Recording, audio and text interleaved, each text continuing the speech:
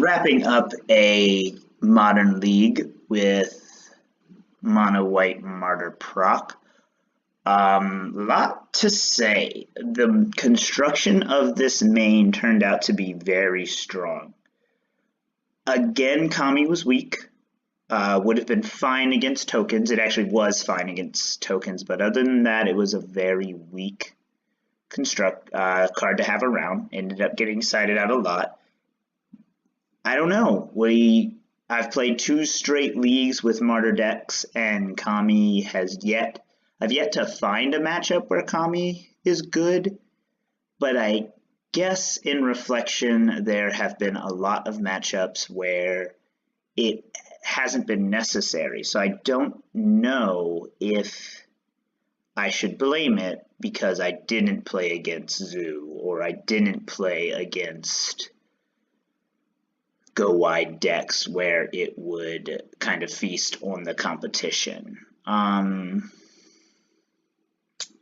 Seems like a good thing to cast early, and I did hold it back when I played it, but that was a lot because of what I played against. I do feel like it's good against Phoenix, and if something in your deck is good against Phoenix, I don't think you take it out, is kind of the thing. So we haven't played Phoenix across our last 12 rounds of Magic, so there is that. When you're setting up a deck, particularly to say how does it do against Phoenix, and then you don't see Phoenix, it is a little frustrating, and it does color your kind of reflection in that way. The Ghostly Prisons were all-stars. The Gideon is a house in the main. This is the first time in a while I've played it in the main. It's been in the side as a 2-of, and after some conversations with a friend, we cut the 4-mana Gideon for another It, and I've just liked it more and more. I was bringing it in so many matchups that I feel like it's very good in the main in this deck. Being able to force them to commit so much of their resources to something that's not Serra Ascendant, or not Ranger, or not Martyr. It's a really strong plan B that behaves like a plan A most of the time.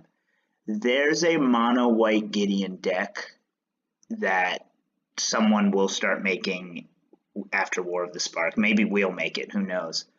But there's a mono white Gideon deck to be had in Modern. Maybe it's even black white. You throw in some Thought Seizes and Inquisitions, and instead of just like, that's always been the plan in like tokens decks or junk decks. Maybe there's a junk deck that just relies heavily on Gideon, or a deck that's just Thought Seize you round 1, turn 1, Thought Seize you turn 2, turn 3, Gideon of the Trials or Gideon Blackblade. Who knows? I don't know. We'll see. I'm excited to see that. I'm excited to build that. I'm going to start tinkering with that. Other stuff, Wrath package was fine. I was nervous cutting down 2-3 Wraths. It was great. It felt perfectly fine. Again, this is a weird one to kind of say that about, though, because we didn't play the decks where Wraths would make sense. So it's very still out on that. Avacyn strong. Avacyn was very strong. Game 4 or Game 5, whichever the Trons kind of blended together for me. It killed a Karn, and there's something to be said about that. Ballista, not its best showing, but we still like the card a lot. Let's go to the sideboard. 2 Disenchants made a lot of sense. I felt good about those. That's a good number for those. Rest in peace. We didn't see a single graveyard deck other than, I guess, War Prison. It did work in War Prison, but the game plan in War Prison is to just clock them online. So it would have been interesting to see how that goes if I'm able to steal a game from them in paper. That seems like a nerve-wracking matchup for this deck in paper, just because it is so versatile. and it answers so well. That's where having things like Cast Out would make a lot of sense. I think Cast Out underperformed in this setup. We didn't draw it when we needed it. There were a lot of opportunities when we had Tron, just like I was trying to rip it off the top to kill that Karn before they ultimate it and couldn't do it.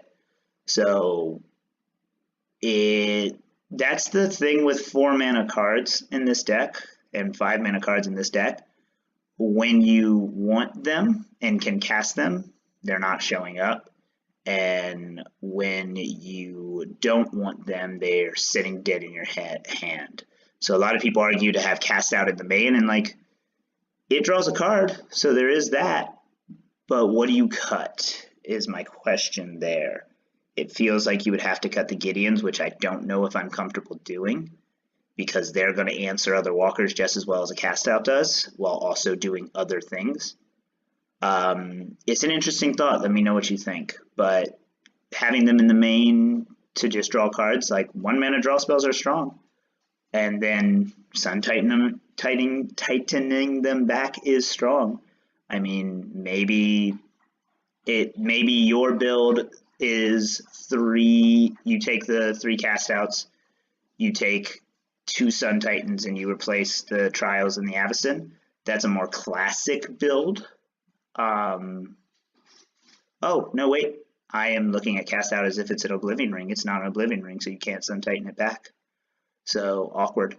Sorry about that. Maybe it's still there. Maybe still do it. I don't know.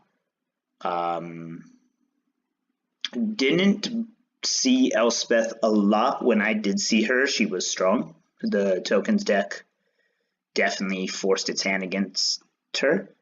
Hex Parasite, similar situation. Didn't play matches where it was necessarily. Would have liked to been able to get it down against the War Prison deck. We did play against a Liliana deck. I am a lot happier playing against a Liliana deck with main deck Ghostly Prisons.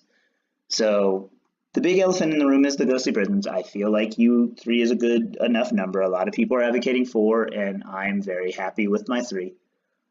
It's usually enough to have 1 in hand and make something happen. Damning Sphere is fine. Damning Sphere is the best Tron answer we have access to. You see, it's not really enough. We played Tron twice, and when that happens, you have to make the argument, do I keep it in to try to save face against Tron, or do I cut it and just accept that Tron is a loss? So let me know what you guys think. A lot of the Martyr circles are going without it, and it does free up some needed sideboard slots. In this case, I would probably replace it with a Stony or 2, and then maybe a 3rd Rest in Peace or a Surgical. Those have similar game against Tron. Surgical actually being really strong against it. And that's probably the play. Surgical's a bit pricey online, so I do have it in paper, but it's a bit pricey online, so Damning Sphere is decidedly not. Very happy. Bummed we lost all of our positive momentum by playing the deck's worst matchup twice, but Mono White Martyr still being a very strong deck. Seemed a little more streamlined than Black-White, which is always the case, but Black-White has the high impact capabilities that I don't think you can take for granted. Let me know what you think. I'll be back again soon, probably playing some more life gain shenanigans. You see Soul Sisters over in the queue there. I might just do that. Soul Sister is a lot less versatile than Martyr, but if the format is a death race, it still has access to all the good sideboard stuff that Martyr has access to, while also just being a blast to play.